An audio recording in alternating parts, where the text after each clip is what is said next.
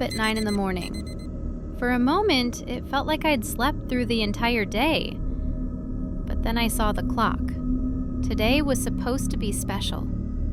We'd rented a small cabin in the woods. James said it would be romantic. I went to the bathroom, washed my face, brushed my teeth. While James was taking a shower, I turned on the TV. In Clackamas County, near Mount Hood, police are investigating the mass murder of a family. I froze. That was the exact area we were planning to visit. Goosebumps ran down my skin. I turned off the TV and told myself, no, today will be fine.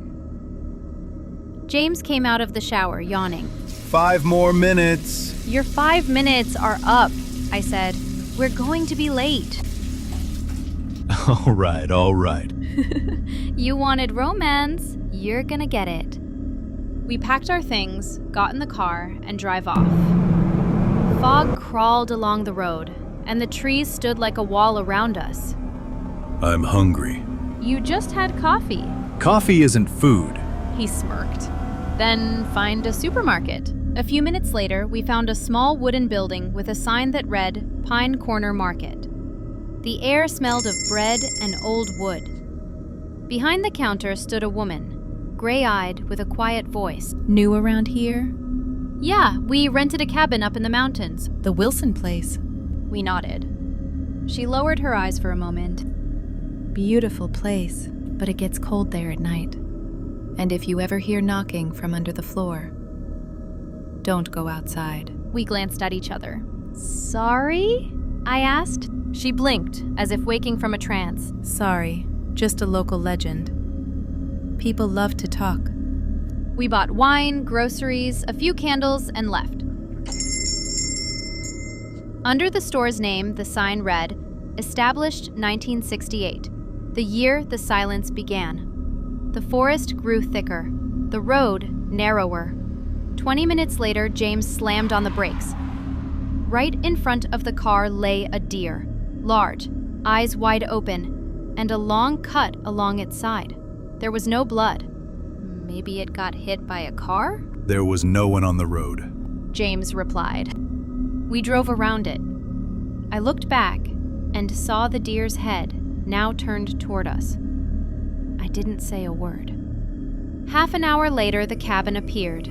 It stood in a small clearing, wooden, old, but somehow it felt warm. There it is, James said. our dream house. Looks like a hunter's cabin, just missing the deer head. He laughed. Don't start. Inside, it smelled of wood and dust. We lit the fireplace, poured some wine, and played soft music. Laughter, warmth, the clink of glasses, the glow of fire. It was peaceful. Almost perfect. Later, we went upstairs. I lay down, James wrapped his arms around me, and I fell asleep. When I opened my eyes, it was night. The clock read 10 p.m. The bed was cold. James was gone. I called out to him. Silence. I walked toward it. The door was slightly open, the light flickering. I peeked inside. Thick, red liquid was pouring from the shower. The smell of metal filled the air. I stumbled back in fear. James? He appeared at the door. I just stepped out for some air. It's nice outside. It's 10 at night. I went to check the firewood. It's gone. Gone? What do you mean, gone? I don't know. I'll check the woods. There should be some out there. 15 minutes and I'll be back. He took the flashlight and left. I stayed alone. I decided to make dinner, just to distract myself. I put the pan on the stove, chopped some vegetables. The smell of food, it helped a little. Then I noticed the piano. I sat down and pressed a key. The note was dull, empty. Then another. The melody came out quiet and a little sad. Suddenly, the window flew open. A cold wind hit my face. I went to close it, but no one was there. I sat down again. Then I felt breathing behind me. I turned and froze.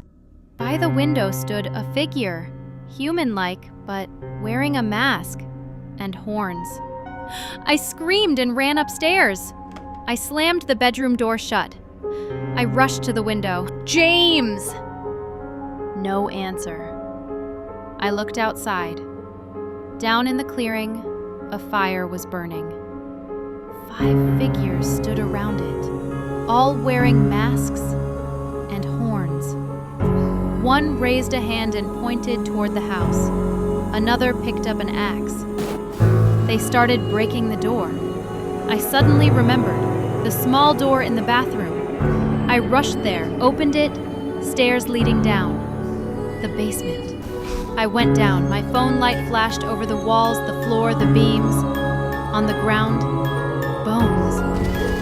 Human. Recent. Ah! I screamed. Steps from above. They were coming down. I burst outside through another door.